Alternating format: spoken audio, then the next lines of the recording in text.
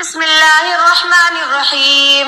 الحمد لله رب العالمين، والصلاة والسلام على سيد الأنبياء والمرسلين وعلى آله وصحبه أجمعين. أما بعد، فإن أصدق الحديث كتاب الله، وأحسن الهدي هدي محمد صلى الله عليه وسلم، وخير الأمور عظائمها، وشر الأمور محدثاتها، وكل محدثة بدعة، وكل بدعة ضلالة، وكل ضلالة في النار. وبالسند المتصل منا إلى الشيخ الإمام الهمام الحافظ الحجة أمير المؤمنين في الحديث أبي عبد الله محمد بن إسماعيل بن إبراهيم بن المغيرة بن بغداد الجوفي البخاري رحمهم الله تعالى. اللهم وافعنا بعلومه وعلومهم آمين يا رب العالمين. أنه قال: حدثنا أحمد بن أشكاب قال حدثنا محمد بن فضيل عن عمارة بن القعقاع عن أبي زرعة عن أبي هريرة رضي الله تعالى عنه وعنهم أجمعين قال: قال النبي صلى الله عليه وسلم: كلمتان حبيبتان إلى الرحمن، خفيفتان على اللسان، ثقيلتان في الميزان، سبحان الله وبحمده سبحان الله العظيم. ونستعينه ونستغفره ونؤمن به ونتوكل عليه ونعوذ بالله من شرور أنفسنا ومن سيئات أعمالنا.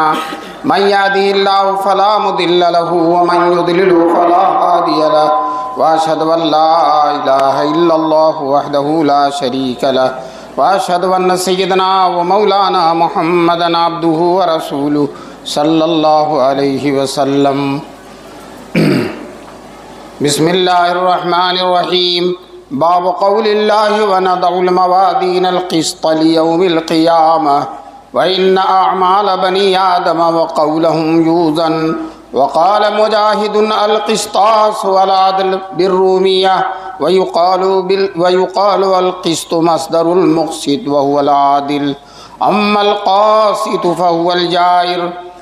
حدثنا أحمد بن أشكاب قال حدثنا محمد بن فضيل عن عمارة بن القعقاع عن أبي زرعة عن أبي هريرة رضي الله تعالى عنه قال: قال النبي صلى الله عليه وسلم: كلمتان حبيبتان إلى الرحمن، خفيفتان على اللسان، ثقيلتان في الميزان، سبحان الله وبحمده سبحان الله العظيم. او كما قال النبی صلی اللہ علیہ وسلم. عزیز بچیوں اور محترم بزرگوں اور دوستوں، میں نے بچیوں کا نام پہلے لیا کہ اصل مجلس تو انہی کے لیے بنی ہے، اصل تو انہی کی بخاری ختم ہو رہی ہے، اور یہ جو حضرات ہیں یہ تو سننے کے لیے ضمناً تشریف لائے ہیں، تو اس لیے میں نے ان کا نام پہلے لیا. اور اللہ کا بڑا کرم ہے، بڑا احسان ہے کہ بچیوں کی تعلیم کے سلسلے میں آپ کا یہ جامعۃ الصالحات الحمدللہ پورے ملک میں بہترین نام رکھتا ہے، بڑی مقبولیت ہے، اور بچیاں جوق در جوق اس ادارے میں آتی ہیں اور علم دین کے فیض سے منور ہوتی ہیں، اور منور ہو کر اپنے گھر میں جا کر اپنے علاقے کو اور مختلف جگہوں کو علم دین سے منور کرتی ہیں. آج بھی یہ 50 بچیاں ماشاءاللہ انہوں نے بخاری شریف کا ختم کیا ہے. یہ مولانا برکت اللہ صاحب اللہ ان کی عمر میں برکت نصیب فرمائے، یہ انہوں نے خواتین کا تذکرہ کیا ہے، تو انہی خواتین میں کسی نہ کسی درجے میں یہ بھی محدثات ہیں، وہ بھی شامل ہیں. اگر ان کو شامل کر لیا جائے گا یہاں سے اور جو دوسری جگہوں سے بچیاں محدثات فاضل ہو رہی ہیں تو اس کتاب کی 4 گنا کتاب تیار ہو جائے گی. عورتیں الحمدللہ کم نہیں ہیں.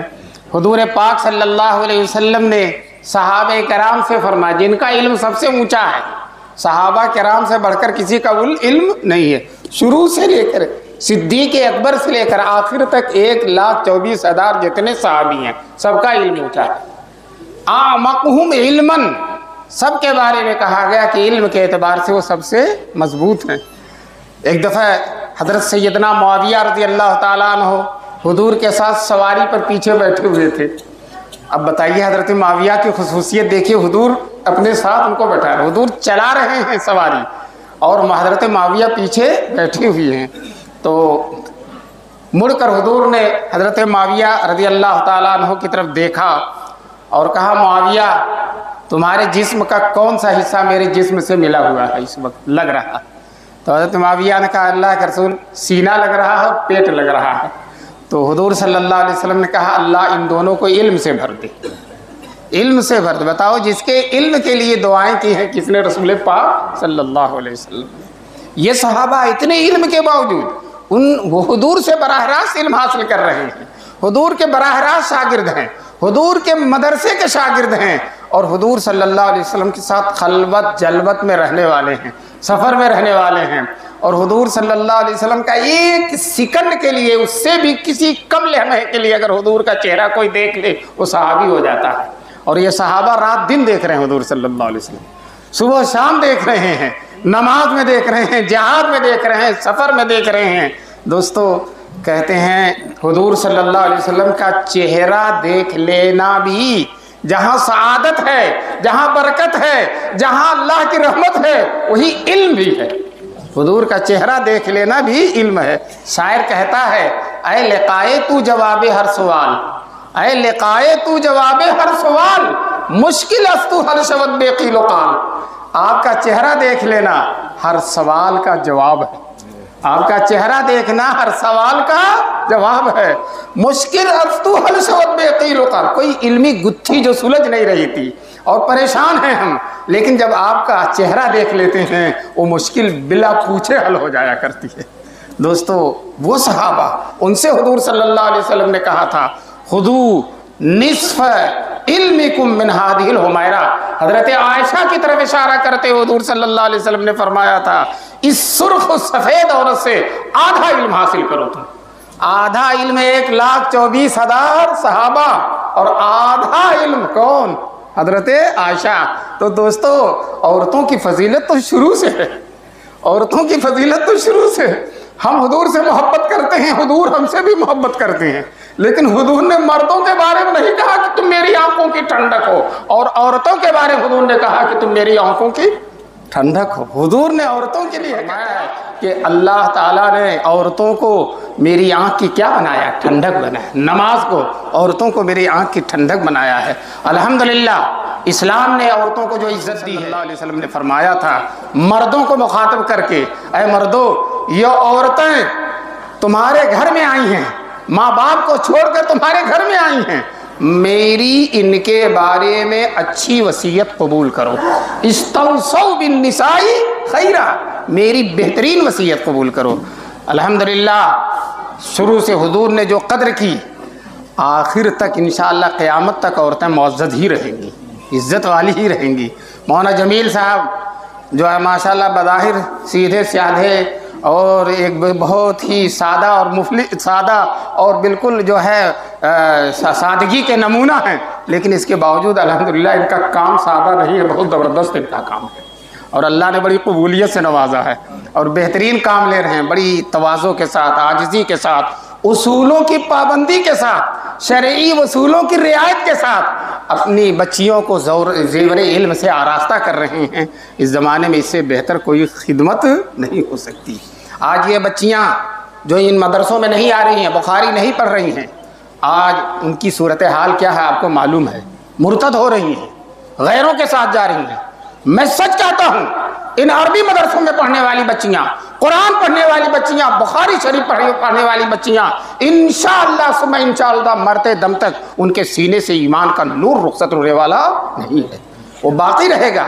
یہ بخاری ابھی آپ 3 اچھی بار صحیح تلفظ کے ساتھ پڑھا ہے. اگر یہ نہ پڑھتی تو بقول مولانا برکت اللہ کے ان کی عبارت خانی بھی پردے ہی میں رہ جاتی، ان کی عبارت خانی بھی پردے ہی میں رہ جاتی. اور جو ہے وہ ان کی عبارت خانی، میں سچ کہتا ہوں بہت سے لوگ اپنے آپ کو دعویٰ کرتے ہیں کہ میں بہت بڑا حدیث داں ہوں. میں کہتا ہوں 1 سطر بخاری پڑھ دو، تم مجمع میں آ کر 1 سطر بخاری پڑھ دو، غلط پڑھیں گے، کئی جگہ اعراب کی غلطیاں کریں گے. ایک علی انجینئر بڑا عالم بنتا ہے، بہت بڑا عالم بنتا ہے، لوگ اس کو فالو کرتے ہیں، اس کی باتیں سنتے ہیں، وہ اتنا بڑا جاہل ہے کہ یہ جتنی 50 بچیاں جتنا جانتی ہیں اتنا بھی وہ نہیں جانتا تھا نا، اس کا آدھا بھی نہیں جانتا، صحیح عبارت نہیں پڑھ سکتا، جو صحیح عبارت نہ پڑھ سکے وہ دین کیا جانے گا؟ اس لیے ان انجینئروں کے چکر میں نہ رہو، نہ کتابوں سے نہ وعظوں سے نہ انجینئروں سے پیدا، دین ہوتا ہے بزرگوں کی نظر سے پیدا، نہ کتابوں سے نہ وعظوں سے نظر سے پیدا، دین ہوتا ہے بزرگوں کی نظر سے پیدا۔ ان ناقصوں سے جو علم حاصل کرے گا اس کا حال وہی ہوگا۔ گلدار نوشتہ بڑھیا ہم کتاب، اس میں لکھا ہے کہ ایک حکیم صاحب جب کسی قبر سے جاتے تھے، قبر کے قبرستان سے گزرتے تھے، چہرہ چھپا لیتے تھے، رومال سے چہرہ چھپا لیتے تھے۔ لوگوں نے کہا حضرت حکیم صاحب ہر جگہ چہرہ کھولے رہتے ہیں اور قبرستان سے گزرتے ہیں تو چہرہ چھپا لیتے ہیں، بات کیا ہے؟ کہنے لگے ان مردوں سے شرم آ رہی ہے، یہ سب میری دوا کھا کھا کے مرے، سب میری دوا کھا کھا کے مرے۔ تو جو نیم ملا ہوتا ہے وہ خطرے ایمان خطرے جان ہوتا ہے، نیم حکیم خطرے جان ہوتا ہے اور نیم ملا خطرے ایمان ہوتا ہے۔ تو ہماری بچیاں ماشاءاللہ نیم ملا نہیں ہیں، مکمل ملائن ہو گئی ہیں اور بخاری شریف پڑھ کے فارغ ہوئی ہیں۔ اللہ تعالیٰ ان سے دین کی خدمت لے گا، جن گھروں میں جائیں گی وہ گھر رونق پا جائیں گے، منور ہو جائیں گے۔ ابھی آخری حدیث پڑھی ہے بخاری، امام بخاری رحمۃ اللہ علیہ، وقت بہت کم ہے، میں چند باتیں آپ کے بارے میں آپ کو بتا دوں۔ یہ کتاب جو بخاری شریف ہے جس کا ایک حصہ آپ کے سامنے، اتنا ہی بڑا اور حصہ ہے، جلد ثانی، جلد اول ہے، یہ تو جلد ثانی ہے، اتنی بڑی کتاب بخاری، قرآن کریم کے بعد اس دنیا میں اس سے زیادہ صحیح کوئی کتاب موجود نہیں ہے۔ توریت اور انجیل بھی نہیں، کیوں؟ توریت و انجیل آج اصلی شکل میں موجود ہی نہیں ہے، اصلی شکل میں موجود ہی نہیں ہے، وہ تو محرف ہیں، اب ان کا کوئی شمار ہی نہیں ہے۔ تو قرآن اور قرآن کے بعد سب سے صحیح کتاب بخاری شریف، اور علماء نے لکھا ہے جس حدیث کے لفظ بخاری اور مسلم دونوں میں ہوں، بخاری میں بھی ہوں اور مسلم میں ہوں، یقین ہے کہ وہی الفاظ ہوں گے جناب رسول پاک صلی اللہ علیہ وسلم، حضور کی زبان سے وہی۔ یہ ان لوگوں نے ٹیپ ریکارڈ کیا محفوظ کرے گا، دنیا کے حافظے والے کیا محفوظ کریں گے، جس طرح سے انہوں نے حضور صلی اللہ علیہ وسلم کی ایک ایک بات، اور بات ہی نہیں، بات کا انداز، کہنے کی ادا، کہنے کی لطافتیں، ان سب چیزوں کو ان لوگوں نے محفوظ کر رکھا۔ اگر کسی حدیث میں حضور کی آنکھوں میں آنسو آ گئے ہیں تو بیان کرنے والے کی آنکھوں میں بھی آنسو آ رہے ہیں، اور کسی حدیث میں حضور مسکرا رہے ہیں تو بیان کرنے والا بھی مسکرا کر بیان کرتا ہے۔ وہ حدیث حضور نے بیان کی کہ آخری جہنمی جو جہنم سے نکل کر جنت میں ڈالا جائے گا، بخاری میں حضرت ابو سعید خدری اس کے راوی ہیں، حضور صلی اللہ علیہ وسلم نے فرمایا کہ وہ فرشتوں سے جب اللہ تعالیٰ اس کو جہنم سے نکالنا طے کر لیں گے تو فرشتوں سے کہیں گے اس کو جہنم کے کنارے کر دو، تو فرشتے اس کو جہنم ہی نکالیں گے نہیں، جہنم کے کنارے کر دیں گے، اس کو جہنم کے کنارے کر دیں گے۔ اب وہ آدمی مچل جائے، کہے گا اللہ مجھے اس جہنم سے نکال دیجئے، باہر کر دیجئے، تو اللہ تعالیٰ کہیں گے پھر تو نہیں کچھ مانگو گے، کہے گا کچھ نہیں، بس جہنم سے نکل جاؤں گا تو اب کیا مانگوں گا۔ چنانچہ فرشتوں سے کہیں گے اس کو جہنم سے نکال کر باہر کر دو، جب جہنم سے باہر آئے گا ادھر سامنے جنت نظر آ رہی ہے، جنت کی بہاریں نظر آ رہی، محلات نظر آ رہے ہیں، جنت کے پھلوں اور درختوں کی خوشبو آ رہی ہے، تو کہے گا بار الہ میری قسمت کہاں ہے کہ میں جنت میں جاؤں، لیکن مجھے جنت سے قریب کر دیا جائے۔ تو اللہ تعالیٰ کہیں کہ بندے کتنا جھوٹا ہے، ابھی تو کہا تھا کچھ نہیں مانگوں گا، پھر میں کہنے لگا بار الہ یا آخری مانگ، یا آخری سوال ہے اب نہیں مانگوں گا، کنارے کر دیں گے۔ اب جنت کے کنارے آ کر کوئی صبر کر سکتا ہے؟ صبر ہو سکتا ہے؟ جنت صبر کر لینے کی چیز ہے۔ فما اصبرهم علی النار، جو کفار تو جہنم پر بھی صبر کیے ہوئے ہیں، لیکن مومن جنت سے صبر نہیں کرے گا، کہے گا بار الہ مجھے جنت میں ڈال دیجیے، جنت کے کنارے ہی ڈال دیجیے۔ اللہ کہیں گے اب تو نہیں مانگو گے، کہا کچھ نہیں مانگوں گا، کنارے ڈال دیں گے، جنت میں آ گیا، جنت میں پہنچ گیا جنت میں۔ پھر اس کے بعد جو ہے کہے گا تھوڑی دیر کے بعد دیکھے گا اندر حوریں ٹہل رہی ہیں، یہ ہے وہ ہے، بڑی شاندار چیزیں ہیں، تو کہے گا اللہ مجھے بھی جنت کے اندر داخل کر دیجئے۔ تو اللہ تعالیٰ کہیں گے تو نے کہا تھا کہ کچھ نہیں مانگوں گا اور مانگتا چلا جا رہا ہے. اللہ تعالیٰ ہنسیں گے, اللہ ہنسیں گے. اب اللہ کیسے ہنسیں گے, اللہ جانے اور رسول اللہ جانے. تو حضور اس حدیث کو بیان کر کے حضور بھی ہنستے تھے. ابو سعید خدری صحابی جو اس حدیث کے راوی ہیں وہ بھی ہنستے تھے. اور آج 1400 سال کے بعد جامع الصالحات کے اس ختم بخاری کے موقع میں ہم بھی ہنس رہے ہیں, اور قیامت تک یہ حدیث آئے گی تو سارے مومنین ہنستے رہیں گے انشاءاللہ. تو اب بتاؤ, حضور کے ہنسنے کو بھی محفوظ کر لیا محدثین نے. انہی مائنات محدثین میں امام بخاری رحمۃ اللہ علیہ کا بڑا اونچا نام ہے. دوستو, بچپن میں پیدا ہوئے, کچھ دنوں کے بعد آنکھ کی بینائی چلی گئی. اتنا بڑا محدث بننا تھا, اب نابینا ہو گئے. پوری دنیا کا سفر کرنا تھا, بغداد جانا تھا, مصر جانا تھا, کوفہ جانا تھا, بصرہ جانا تھا, حرمین جانا تھا, دنیا کے مختلف علاقوں. اور اندھے ماں رات میں اٹھ کے دعائیں کرتی تھی. ایک دن ماں دعا کر کے تہجد میں فارغ ہوئی ہیں کہ حضرت ابراہیم, تھوڑی سی نیند آ گئی, غنودگی آ گئی. خواب میں حضرت ابراہیم آ کر بتاتے ہیں کہ اللہ نے تیرے بیٹے کی بینائی روشن کر دی, آنکھ روشن کر دی ہے. چنانچہ آ کر دیکھتی ہے بیٹا سویا ہوا ہے, وہ آنکھ کھلی ہوئی ہے, اس کی روشن ہے آنکھ. اور پھر اللہ نے اتنی روشنی دی کہ سارے محدثین بعد میں اندھے ہو جاتے ہیں, اکثر و بیشتر اندھے ہو جاتے ہیں, لیکن امام بخاری کی بینائی آخر تک باقی رہی. اور محدثین چشمہ تو ضرور لگاتے ہیں, لیکن امام بخاری کو چشمہ لگانے کی ضرورت نہیں پڑی. اور امام بخاری روشنی میں نہیں, چاند کی روشنی میں تاریخ کبیر کو لکھتے ہیں. چاند کی چاندنی میں بیٹھ کر لکھتے ہیں. روشنی کتنی اچھی تھی. اس لیے میں ان بیٹیوں سے کہتا ہوں جو عالمہ ہو رہی ہیں, سب سے پہلے اپنی اماں کی دعا لینا. اماں کی دعا میں اس لیے کہتی ہوں کہ بعض دفعہ اماں پڑھی لکھی نہیں ہوتی, قرآن بھی ٹوٹو کے پڑھتی ہے, سیقول کو سیقول پڑھتی ہے اور غلط سلط پڑھتی ہے. اور یہ بیٹی بخاری شریف پڑھ کے جاتی ہے تو کہیں اس کی نظر میں اماں کی شان گری ہوئی نہیں ہونا چاہیے. وہ چاہے نہ پڑھ رہی ہو, چاہے جاہل ہو, لیکن تیری ماں ہے, تیری ماں ہے, تجھے اس کی دعائیں لینی ہیں. جس طرح سے امام بخاری نے اپنی ماں کی دعا لی ہے, میں ان بخاری پڑھنے والی بچیوں سے بھی کہتا ہوں کہ تم اپنے ماؤں کی دعائیں لینا, ماں کی خدمت کرنا, ماں کا احترام کرنا. یہ آخری حدیث جو امام بخاری نے لکھی ہے, باب قول اللہ ونضع الموازین القسط. شیخ الحدیث حضرت مولانا زکریا صاحب رحمۃ اللہ علیہ فرماتے ہیں, اور سارے ہی محدثین فرماتے ہیں, امام بخاری جو باب قائم کرتے ہیں, جس طرح سے بخاری بے نظیر ہے, اسی طرح سے بخاری کا باب بھی بے نظیر ہوتا ہے. اور باب قائم کرتے ہیں اور اس باب کے تحت حدیث لاتے ہیں. اب امام بخاری تو لکھ کر چلے گئے, اور 1200 سال سے علماء پریشان ہیں کہ اس باب میں, اس حدیث میں مناسبت کیا ہے. علامہ ذہبی آتے ہیں, علامہ مزی آتے ہیں, علامہ ابن حجر آتے ہیں, علامہ عینی آتے ہیں, اور سب اپنے اپنے انداز سے تقریر کرتے ہیں. لیکن صورتحال یہ ہے کہ آج تک مسئلہ حل ہی نہیں ہے. آج تک مسئلہ, علامہ انور شاہ کشمیری رحمۃ اللہ علیہ فرماتے تھے, کاش کی بخاری کے ترجمۃ الباب پر علامہ ابن تیمیہ قلم اٹھا لیتے تو انشاءاللہ اس کا حق ادا ہو جاتا. شرح تو لکھ دی ابن حجر اسقلانی نے, ایسی شرح کسی نے لکھی نہیں ہے. جس طرح سے جو ہے قرآن کی تفسیر شاہ عبدالعزیز نے لکھی ہے بہت زوردار, اسی طرح سے بخاری کی شرح علامہ ابن حجر اسقلانی نے لکھی.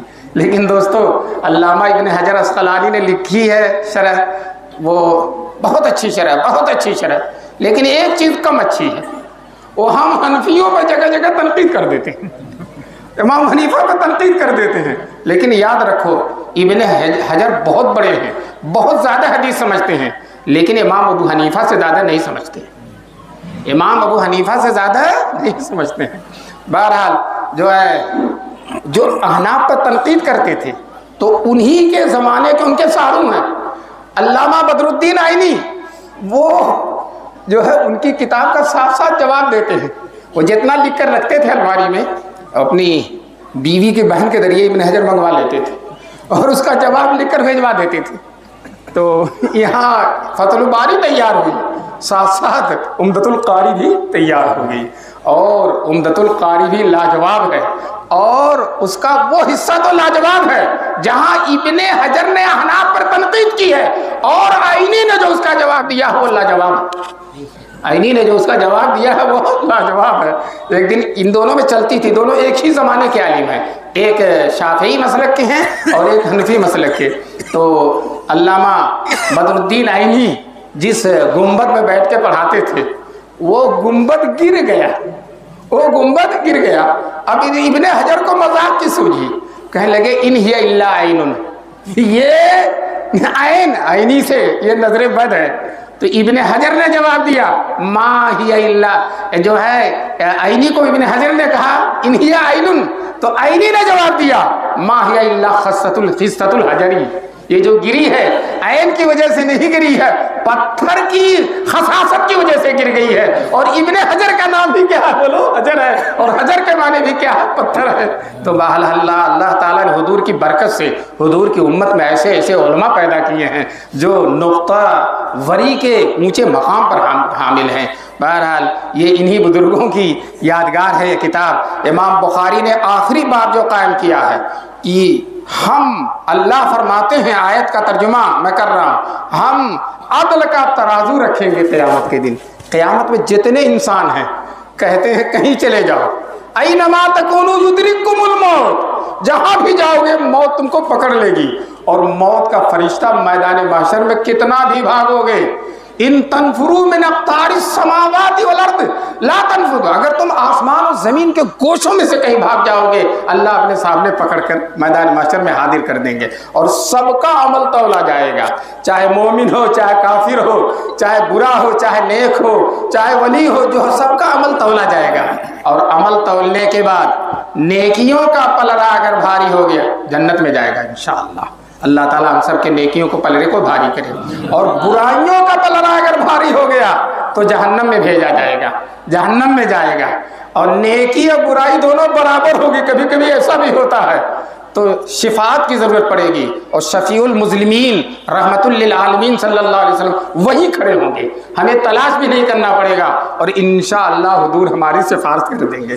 مولانا قاسم نانوتوی دارالعلوم دیوبند کے بانی ہیں, اور دارالعلوم دیوبند میں جتنی برکت اللہ صاحب محقق آدمی ہیں, مورخ بھی ہیں, میں ان کے سامنے کہہ رہا ہوں, جتنی بخاری دارالعلوم دیوبند میں پڑھائی گئی ہے دنیا کے کسی ادارے میں نہیں پڑھائی گئی ہے. 150 سال کی مدت میں بخاری, آج بھی بخاری ایسے کھلی ہے, 1500 طلبہ ہیں, اور شان کے ساتھ محدث درد دیتا ہے.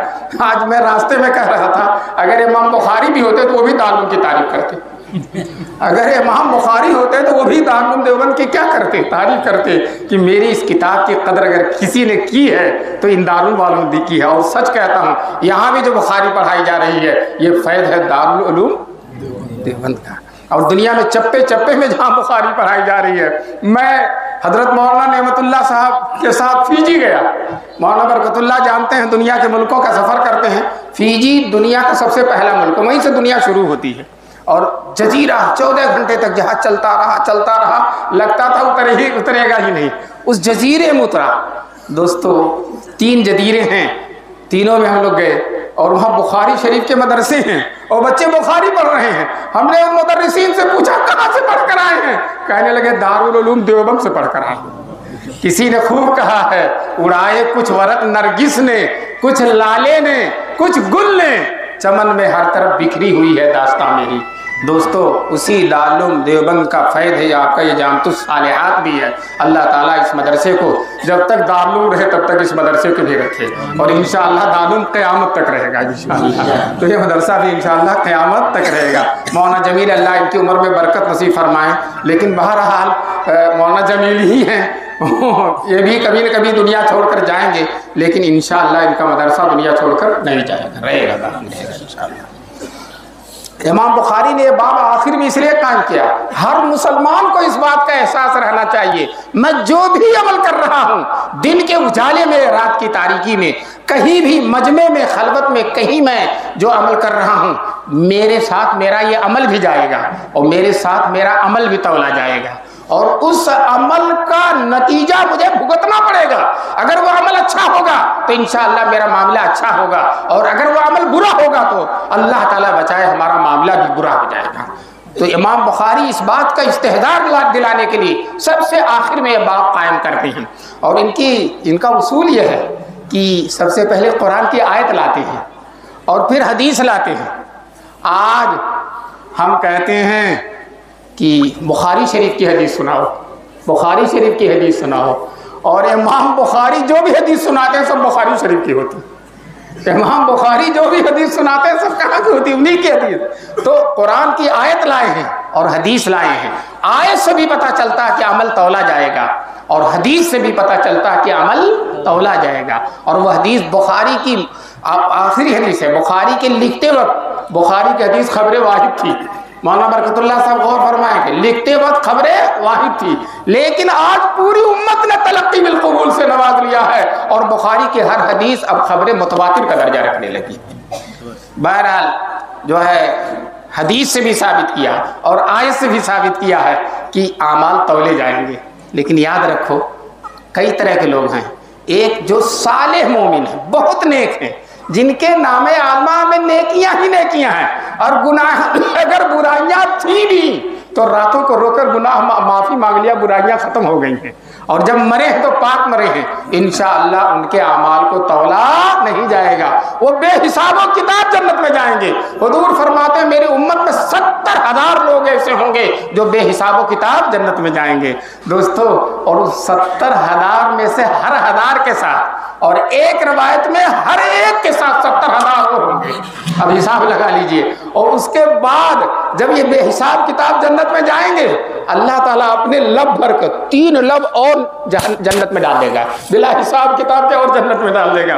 میں کہتا ہوں وہ لوگ پہلے والے اپنے اعمال سے گئے ہیں، اور آخر والے اللہ کے ہاتھ سے گئے ہیں، اللہ کے ہاتھ سے گئے ہیں، یہ بھی جنت میں جائیں گے۔ اللہ تعالیٰ ہمیں پہلے میں کرے، پہلے میں نہیں تو دوسرے میں کرے، اور دوسرے میں نہیں تو تیسرے میں کر دے۔ اللہ تعالیٰ بے حساب و کتاب جنت میں پہنچا دے۔ یہ ہمارے نصیبے کہاں ہیں، لیکن تمنا تو رکھنا چاہیے نا۔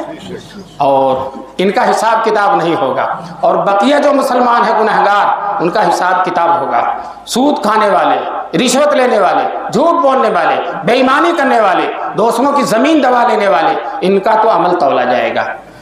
اسی طرح کافر میں بھی 2 طرح کے کافر ہیں۔ ایک کافر ایسا ہے جس نے کوئی نیکی کی ہی نہیں، اتنا بدبخت ہے کہ وہ بھی بے حساب و کتاب جہنم میں جائے گا، وہ بے حساب و کتاب جہاں اٹھا کر اللہ اس کو جہنم میں ڈال دیں گے۔ اور کچھ کافر ایسے ہیں جنہوں نے کچھ اچھائیاں بھی، دان بھی دیا ہے، اسٹیشن پر پانی بھی پلایا ہے، گاندھی جی کی طرح جنگ آزادی میں حصہ بھی لیا ہے، تو وہ مسلمان، وہ کافر، ان کے اعمال تولے جائیں گے۔ اس لیے نہیں تولے جائیں گے کہ ان کو جنت میں داخل کرنا، اس لیے تولے جائیں گے کہ ان کو معلوم ہو جائے اگر میں کلمہ پڑھ کر مرا ہوتا تو یہ ساری نیکیاں مجھے جنت میں لے کے چلی جاتی، لیکن کلمہ نہ پڑھنے کی وجہ سے میں جنت میں جا نہیں سکوں گا۔ بہرحال اس کے بعد ایک فرقہ ہے، ہر بخاری کے ختم کے دن اس فرقے کا کچومن نکالا جاتا ہے، وہ ہے معتزلہ۔ وہ کہتے ہیں اعمال نہیں تولے جائیں گے، اللہ تو کہہ رہا ہے تولے جائیں گے، رسول اللہ کہہ رہے ہیں تولے جائیں گے، امام بخاری کہہ رہے ہیں تولے جالے، سارے اہل سنت والجماعت کہہ رہے ہیں تولے جائیں گے، سارے انبیاء کہہ رہے ہیں، سارے صحابہ کہہ رہے ہیں تولا جائے گا، لیکن یہ کہہ رہے ہیں کہ اعمال تولے نہیں جائیں گے، اور اپنا عقلی گھوڑا دوڑاتے ہیں۔ وہ کہتے ہیں اعمال آراز ہیں، ان میں کچھ دم نہیں ہے، کچھ وزن نہیں ہے، جب آراز ہیں تو آراز کیسے تولے جائیں گے؟ آپ سے پہلے علماء بڑا لمبا جواب دیتے تھے، یہ جواب دیتے تھے اللہ آراز کو اجسام بنا دے گا اور تو تولیا جائے گا، یا نام اعمال تولا جائے گا۔ لیکن آج کی دنیا کی تحقیق نے معتزلہ کے منہ پر زبردست تماچا مار دیا ہے، آج تو آراز بھی تولے جا رہی ہیں۔ بتاؤ آپ کا بجلی کا بل آتا ہے کہ نہیں؟ بجلی آراز میں سے اس کا ناپ لیا جاتا ہے، اس کا بل آپ کے پاس بھیج دیا جاتا ہے۔ اسی طرح سے گرمی ناپ لی جاتی، سردی ناپ لی جاتی، بخار بھی آراز میں سے اس کو بھی کیا کیا جاتا ہے، ناپ لیا جاتا ہے۔ آپ فلائٹ پر جب اترنے والے ہوتے ہیں تو اعلان کرتا ہے فلاں جگہ فلائٹ اتر رہی ہے، اور وہاں گرمی اتنے ڈگری ہے، سردی اتنے ڈگری۔ بتاؤ کس کو ناپ لیا؟ گرمی اور سردی۔ جب گرمی اور سردی کو ناپ لیا ہے، انسانوں نے ناپ لیا ہے، تو اللہ تعالیٰ جو آراز اور اجسام کا خالق ہے وہ آراز کو کس طرح سے نہیں ناپ لے گا؟ انشاءاللہ سب کے اعمال تولے جائیں گے۔ معتزلہ اس لیے انکار کرتے ہیں کہ ہو سکتا ہے انکار سے بچ جائیں، ہو سکتا ہے انکار سے بچ جائیں، لیکن کتنا بھی انکار کریں گے تولا نہیں جائے گا، بلکہ کہا جائے گا معتزلیوں تم پہلے آؤ، یہ کہا جائے گا معتزلیوں تم پہلے آؤ، تمہارا اعمال پہلے تولا جائے گا۔ بہرحال امام بخاری ہم کو یہ آخری درس دے رہے ہیں کہ تم سب کو اس کا احساس ہونا چاہیے کہ ہمارے اعمال تولے جائیں گے۔ میں ترجمہ کرتا ہوں، وَأَنَّ أَعْمَالَ بنی آدم یوزن، بنی آدم کے اعمال وزن کیے جائیں گے۔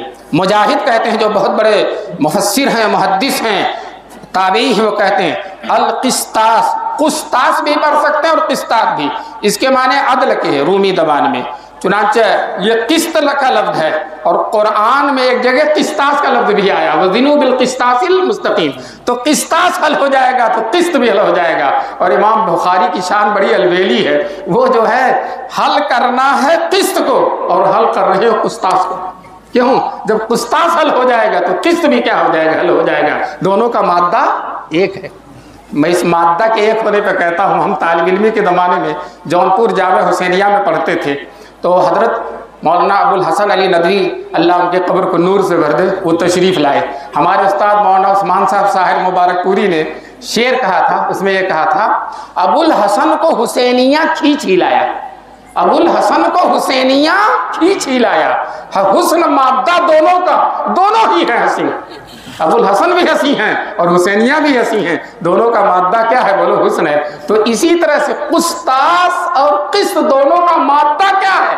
ایک ہے، اور جب دونوں کا مادہ ایک ہے تو قسطاس حل ہو جائے گا تو قسط بھی کیا ہو جائے گا؟ اور قسطاس کے معنی عدل کے ہیں تو قسط کے معنی بھی کیا ہو جائیں گے؟ عدل کے ہو جائیں گے۔ قسط جو ہے مقسط کا مصدر ہے اور اس کے معنی عادل، مقسط کے معنی کیا ہوتے ہیں؟ عادل ہوتے ہیں۔ اور یہی لفظ جب مجرد میں مزید میں ہے تو مقسط ہے اور اس کے معنی عادل کے، لیکن یہی لفظ جب مجرد میں چلا جائے گا، معاف کیجئے گا کچھ الفاظ میں ایسے بولوں گا جس کو صرف بچیاں ہی سمجھ سکیں گی، آپ نہیں سمجھ سکیں گے۔ چنانچہ یہ باب عربی زبان کا اصول ہے، فلاں باب میں جائے تو فلاں معنی، فلاں باب میں فلاں جائے تو قسط کا لفظ باب افعال میں مقسط میں اگر چلا گیا تو اس کے معنی عدل کے ہیں، اور مجرد ہی میں رہا قاسط تو اس کے معنی ظالم کے ہیں، اس کے معنی ظالم کے۔ اب آگے حدیث ہے، ہم سے حدیث بیان کیا احمد ابن اشکاب نے، وہ کہتے ہیں ہم سے حدیث بیان کیا محمد ابن فضیل نے، وہ عمارہ ابن قعقاع سے، وہ ابو زرعہ سے، وہ ابو ہریرہ سے۔ امام بخاری نے بھی کمال کیا، پہلی حدیث جو لائے ہیں بخاری میں حضرت عمر کی روایت ہے، اور آخری حدیث حضرت ابو ہریرہ کی ہے۔ کیوں؟ عمر کے بارے میں حضور نے فرمایا، عمر تم جس گلی سے جاتے ہو شیطان اس گلی کو چھوڑ دیتا ہے۔ تو شروع میں حضرت عمر کو لے آئے امام بخاری کہ بخاری کو شیطان چھوڑ دے گا، اس بخاری کی گلی میں شیطان آنے والا نہیں ہے، پہلی روایت کے راوی۔ اور آخری حدیث ابو ہریرہ کی ہے، یہ ابو ہریرہ حضور کے مائنات شاگرد ہیں، حضور کی حدیثوں کے سب سے بڑے محدث ہیں، اور ایک لفظ بھی نہیں بھولے۔ ابو ہریرہ کہتے ہیں ایک دن حضور نے مجھ سے کہا، اے ابو ہریرہ تمہارے پاس کوئی چیز ہو تو بچھا دے، میں اس کچھ پڑھ دیتا ہوں اور پڑھ کر تم اپنے جسم سے لپیٹ لینا اور اس کے بعد تم اس کے کمالات دیکھنا۔ چنانچہ ابو ہریرہ کہتے ہیں میری چادر تھی، میں نے بچھا دیا، حضور نے اس میں پڑھا، پھر میں نے اس کو اپنے سر پر سینے پر لگا لیا، اس کے بعد سے آج تک ایک لفظ بھی نہیں بھولا۔ یہ دعا ہے نبی پاک صلی اللہ علیہ وسلم۔ تو آخری حدیث کس کی لائے؟ حضرت ابو ہریرہ، اس لیے کہ صحابہ میں محدث ابو ہریرہ ہیں، تو انشاءاللہ یہ بخاری پڑھنے والے ابو ہریرہ کی آخری روایت پڑھیں گے تو انشاءاللہ محدث کی کچھ نہ خوبو ان کے اندر پیدا ہو جائے گی انشاءاللہ۔ حدیث کیا ہے؟ رسول پاک صلی اللہ علیہ وسلم فرماتے ہیں کلمتان حبیبتان، دو کلمے ہیں، دو چھوٹے چھوٹے کلمے ہیں، حبیبتان الرحمن، اللہ کو بہت محبوب ہیں۔ اللہ کے 99 نام ہیں، لیکن ان ناموں میں یہاں رسول اللہ صلی اللہ علیہ وسلم نے رحمان کا لفظ استعمال۔ کیوں؟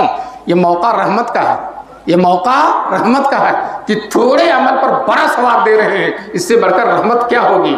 تو اس موقع پر امام بخاری نے رسول پاک صلی اللہ علیہ وسلم نے رحمان کا لفظ استعمال۔ دو کلمے ہیں جو بہت مختصر ہیں اور رحمان کو بہت پیارے ہیں۔ اب وہ دو کلمے کیا ہیں؟ حضور کہہ رہے انتظار کرو، انتظار کے بعد جو چیز ملتی ہے اس میں لذت ہوتی ہے، تو انتظار کرو، ابھی نہیں بتاؤں گا۔ پھر تھوڑی دیر کے بعد فرماتے ہیں خفیفتان علی اللسان، وہ کلمے کیا ہیں میں نہیں بھی بتا رہا ہوں، میں اتنا بتا رہا ہوں زبان پر بہت ہلکے ہیں، فر فر فر فر فر فر ان کو ادا کر دو گے۔ جو لوگ گٹکا کھا کھا کے زبان موٹی کر لیتے ہیں، پان کھا کھا کے زبان موٹی کر لیتے ہیں، وہ بھی آسانی سے اس کو ادا کر لیں گے۔ اتنے ہلکے ہیں، اتنے ہلکے ہیں ادا کرنے میں، اور وزن میں اتنے بھاری ہیں کہ ثقیلتان فی المیزان، عدل کے ترازو پر وہ بہت ہی زیادہ بھاری ہوں گے۔ وہ کتنے بھاری ہوں گے وہ آپ دیکھیں گے، اور آپ کے اللہ تبارک تعالیٰ بھاری کریں گے، دیکھیں گے وہ کلمے کتنے بھاری کتنے وزندار ہیں۔ وہ دو کلمے کیا ہیں؟ سبحان اللہ و بحمدہ۔ سبحان اللہ سے مراد دنیا کی ہر عیب سے، کسی جو بھی عیب دنیا میں پیدا ہو سکتے ہیں ہوئے ہیں، ہر عیب سے پاک ہے اللہ تعالیٰ کی ذات۔ کوئی ایسا نہیں ہے جس میں کوئی نہ کوئی عیب نہ ہو۔ انبیاء بھی بیمار پڑ جاتے ہیں، انبیاء کو بھی بخار ہو جاتا ہے، انبیاء بھی سو جاتے ہیں، ان سے بھی غفلت ہو جاتی ہے، بھول جاتے ہیں، لیکن اللہ تعالیٰ لا تأخذہ سنۃ ولا نوم، نہ وہ سوتے ہیں نہ بیمار پڑتے ہیں اور نہ غافل ہوتے ہیں، ہر چیز پر نظر ہے، چپے چپے پر، ذرے ذرے پر، آسمان کی فضاؤں میں کون چڑیا اڑ کر کدھر جا رہی ہے، زمین کی تہوں میں کون سی چیز موجود ہے، آسمان اور زمین کے بیچ میں کون سا موجود، اور کون سا انسان اپنے دل میں کیا سوچ رہا ہے، کیا عمل کر رہا ہے، کون سی مخلوق کیا کر رہی ہے، یہ ساری چیزوں کا علم ہے اس کو اللہ تعالیٰ کو۔ فرمایا کہ ثقیلتان فی المیزان، وہ دونوں کلمے ترازو میں بہت بھاری ہیں۔ بھاری وہ دونوں کلمے کون ہیں؟ ایک کلمہ ہے سبحان اللہ، اور اسی سے جڑا ہوا ہے وہ بحمدہ۔ سبحان اللہ کا مطلب اللہ کے اندر کوئی عیب نہیں ہے، اور حمد کا مطلب جتنے کمالات ہیں سب اللہ کے اندر موجود ہیں، عیب کوئی نہیں ہے، سارے کمالات موجود ہیں۔ بتاؤ اس سے بڑھ کر اللہ کی جامع کوئی تعریف ہو سکتی ہے؟ اس لیے اللہ تعالیٰ ان کلموں کو بہت پسند کرتے ہیں۔ اور ابھی کلمہ پڑھنے والا ایک جملہ اور بول رہا ہے، سبحان اللہ العظیم، وہ اللہ جو سب سے بڑا ہے، اس سے بڑا کوئی نہیں۔ تو دیکھیے اس میں کوئی عیب نہیں ہے، کسی کمال سے خالی نہیں ہے، اور ساتھ ساتھ ہر عظمت اس کے اندر ہے۔ یہ کلمے بہت بلند ہیں۔ مجدد الفسانی رحمۃ اللہ علیہ نے اس کلمے کی یہی تشریح کی ہے کہ ساری برائیوں سے پاک ہے، سارے کمالات کا حامل ہے، اور ساری عظمتوں کا سرچشمہ ہے اللہ تبارک تعالیٰ۔ اللہ تعالیٰ ہم سب کو ان کلمات کو پڑھنے کی توفیق نصیب فرمائے۔ مولانا جمیل صاحب بھی اور آپ لوگ بھی گھڑی دیکھ رہے ہوں گے، عصر کا وقت ہو رہا ہے، لیکن میں حدیث کی اجازت دیے بغیر چوکوں گا نہیں۔ میں اذان 4:30 بجے، جماعت 4:45 بجے کا اعلان ہے انشاءاللہ۔ ٹھیک، میں نے بخاری شریف پڑھی ہے، حضرت مولانا عبدالحق صاحب اور حضرت شیخ مولانا نصیر الدین صاحب رحمۃ اللہ علیہ سے، اور انہوں نے بخاری پڑھی ہے شیخ الاسلام والمسلمین مولانا حسین احمد مدنی سے، اور انہوں نے بخاری پڑھی ہے شیخ الہند اسیر مالٹا مولانا محمود حسن صاحب سے، اور انہوں نے پڑھی ہے قاسم العلوم والخیرات مولانا قاسم نانوتوی سے، اور انہوں نے پڑھی ہے شاہ عبد الغنی مجددی سے جو مدینے میں حضرت عثمان غنی کے روضے کے پاس دفن ہیں، ان سے پڑھی ہے، اور انہوں نے پڑھی ہے شاہ اسحاق صاحب رحمۃ اللہ علیہ سے، اور انہوں نے پڑھی ہے شاہ عبد العزیز سے، اور انہوں نے پڑھی ہے شاہ ولی اللہ صاحب رحمۃ اللہ علیہ، اور شاہ ولی اللہ سے لے کر رسول اللہ تک کتابوں میں پوری سند لکھی ہوئی ہے۔ اس سند کے ساتھ اور اس کے ساتھ ساتھ ایک سند اور بھی میرے پاس، میں سہارنپور گیا، حضرت مولانا یونس صاحب رحمۃ اللہ علیہ بیمار تھے، میں عیادت کے لیے گیا، مولانا نے مجھ سے پوچھا کیوں آئے ہو؟ میں نے کہا عیادت کے لیے آیا ہوں۔ کہنے لگے عیادت تو اسی کی جاتی ہے جسے جان پہچان ہو، آپ سے تو کوئی جان پہچان نہیں۔ میں نے کہا حضرت بہت بڑی غلطی ہو گئی، تو اس پر وہ ہنس پڑے۔ پھر وہ تھوڑی دیر کے بعد تعارف ہو گیا، میرے باپ کو والد صاحب رحمۃ اللہ علیہ کو جانتے تھے، کہنے لگے تم بہت بیوقوف ہو۔ میں نے کہا حضرت جتنا آپ کہہ رہے ہیں اس سے زیادہ ہوں، تو اس سے پر بھی خوش ہو گئے۔ میں اللہ والوں سے لڑنا نہیں چاہتا، جو کہیں مان لو، بلکہ اس سے 2 ہاتھ آگے بڑھ کر مان لو۔ پھر میں نے کہا حضرت بیوقوفی کی وجہ بتا دیں تاکہ بچوں۔ کہنے لگے سب لوگ مجھ سے حدیث کی سند مانگتے ہیں، تم نے مانگا ہی نہیں۔ میں نے کہا حضرت میں واقعاً غلطی ہوئی، میں آپ سے سند چاہتا ہوں۔ تو ایسے بیٹھے ہوئے تھے، گاؤں تکیہ ادھر تھا، گاؤں تکیہ چھوڑ دیا اور جو ہے سیدھے بیٹھ گئے، اور عرب اور عجم کے جتنے علماء سے ان کو حدیث کی سند تھی، مجھ کو انہوں نے سب کی اجازت دے دی۔ تو دوستو میں تو سہارنپور گیا تھا، آپ کو ہی بیٹھے بیٹھے میں اپنی وہ اصل سند جو اپنے اساتذہ کے ساتھ، اور یہ سند جو مولانا یونس صاحب سے ملی، سب سے پہلے تو ان بچیوں کو میں اس سند کی اجازت دیتا ہوں، اس سند سے حدیث پڑھنے اور پڑھانے کی اجازت دیتا ہوں۔ پھر مجمع میں جتنے علماء ہیں، اگرچہ مجھ سے بڑے ہیں لیکن اجازت چھوٹوں سے بھی لی جاتی ہے، تو میں ان علماء کو بھی اجازت دے رہا ہوں، اور عالم نہیں ہے تو کیسے اجازت دوں؟ تو میں کہتا ہوں آپ ارادہ کر لو کہ انشاءاللہ ہم اپنے بیٹے کو عالم بنائیں گے، تو جب آپ کا بیٹا عالم بن جائے گا تو اس کو بھی اجازت ہے۔ اللہ تبارک تعالیٰ اس درس حدیث کو قبول فرمائے اور اس مدرسے کو قبول فرمائے، اور ان بچیوں کو، ابھی مجھ سے پہلے مولانا حلیم اللہ صاحب نے، مولانا برکت اللہ صاحب نے بڑی قیمتی باتیں کی ہیں، میں 2-3 باتیں ان بچیوں کو بتاؤں گا۔ ایک تو یہ، علم سے تکبر پیدا ہوتا ہے، علم سے تکبر پیدا ہوتا ہے، لیکن اس تکبر پر آدمی چھا جائے اور متواضع ہو جائے تو اللہ اس کو بہت سربلند کر دیتے ہیں۔ حدیث میں آیا من تواضع للہ رفعہ اللہ۔ تو عورتیں تھوڑی بہت جو پڑھتی ہیں، بخاری وغیرہ پڑھ لیتی ہیں تو ٹھیک ہے، لیکن تھوڑی سی انا آ ہی جاتی ہے، اس سے کہاں بچ سکتی ہیں؟ تو میں ان بچیوں سے کہوں گا اپنے اندر عاجزی پیدا کرو، تواضع پیدا کرو، اپنے کو کم سمجھو۔ تم اگر کم سمجھو گے تو اللہ تعالیٰ تم کو بہت زیادہ سمجھیں گے، اور تم اپنے کو اگر زیادہ سمجھو گی تو اللہ تمہیں کچھ بھی نہیں سمجھیں گے۔ اللہ تبارک تعالیٰ ان بچیوں کو تواضع کی توفیق نصیب فرمائے۔ اور جس گھر میں جائیں، بعض بچیاں جاتی ہیں کہتی ہیں میں بخاری پڑھی ہوئی ہوں اور میری سانس قاعدہ بھی نہیں پڑھی ہوئی ہے، تو میں ناشتہ پکاؤں یہ کھائے گی؟ تو بھائی کچھ بھی ہو، تو اس کی بہو ہے، وہ تیری سانس ہے، اس کا درجہ تو بڑھا ہوا ہے، چاہے وہ عالمہ نہ ہو، تم ہی کو اس کو ناشتہ پکا کے کھلانا۔ بچیوں سے میں درخواست کرتا ہوں کہ کام کاج میں جا کے شریک ہونا۔ اگر تم کام کاج میں شریک رہو گی، سب کے دلوں میں تمہارا مقام بن جائے گا، اور کام کاج میں شریک نہیں کرو گی تو چاہے کتنی بڑی عالمہ محدثہ بن کر چلی جاؤ، اور مولانا برکت اللہ صاحب نے جو کتاب جس کا تذکرہ کیا اس میں بھی تمہارا نام آ جائے، لیکن اگر تمہارے اندر خدمت کا جذبہ نہیں ہے تو تمہیں اللہ کے دربار سے مقبولیت نہیں مل سکتی۔ مقبولیت کے لیے خدمت ضروری ہے۔ یہ چند نصیحتیں ہیں، ان نصیحتوں پر اگر یہ بچیاں عمل کریں گی تو انشاءاللہ چاند پر پہنچ جائیں گی، ان کی قسمت بہت اونچی ہو جائے گی۔ کہتے ہیں نگاہ یار جسے آشنائے راز کرے، وہ اپنی خوبی قسمت پر کیوں نہ ناز کرے، اللہ کی رحمت متوجہ ہو جائے گی۔ بہرحال یہ چند باتیں میں نے عرض کی ہیں۔ اللہ تعالیٰ ختم بخاری کو قبول فرمائے۔ مدرسے کے استانیہ جو پڑھانے والی ہیں، اللہ ان کو بھی بہترین بدلہ نصیب فرمائے۔ جانتے ہیں یہ مدرسے کھول کر، یہ بچوں کو پڑھا کر حضور کی امت کی بچیوں کو حضور سے جوڑا جا رہا ہے، حضور سے جوڑا۔ بہترین مسلمان وہ ہے جو حضور کی امت کو حضور سے جوڑے، اور بدترین وہ لوگ ہیں جو حضور کی امت کو کاٹتے ہیں، کہتے ہیں فلاں کافر، فلاں کافر، فلاں کافر، رشید احمد گنگوہی کافر۔ اگر رشید احمد گنگوہی کافر رہے تو دنیا میں مسلمان کون رہے گا؟ بہرحال امت کو کاٹنا نہیں چاہیے، بلکہ امت کو کیا کرنا چاہیے؟ جوڑنا چاہیے۔ یہ مدرسے جوڑنے کا کام کرتے ہیں۔ ہم تو تمہیں بھی سلام کرتے ہیں، ان کو بھی ہم سلام کرتے ہیں، چاہے وہ ہمیں بگاڑ لیتے ہیں، جواب نہیں دیتے، لیکن میں کبھی کبھی تو زبردستی زور سے سلام کرتا ہوں کہ جواب نکل ہی جائے ان کے منہ سے۔ اللہ تبارک تعالیٰ یہ لوگ جو امت کو حضور سے جوڑ رہے ہیں، اللہ تعالیٰ ان کو اپنی رحمتوں سے جوڑے۔ وآخر دعوانا ان الحمد للہ رب العالمین۔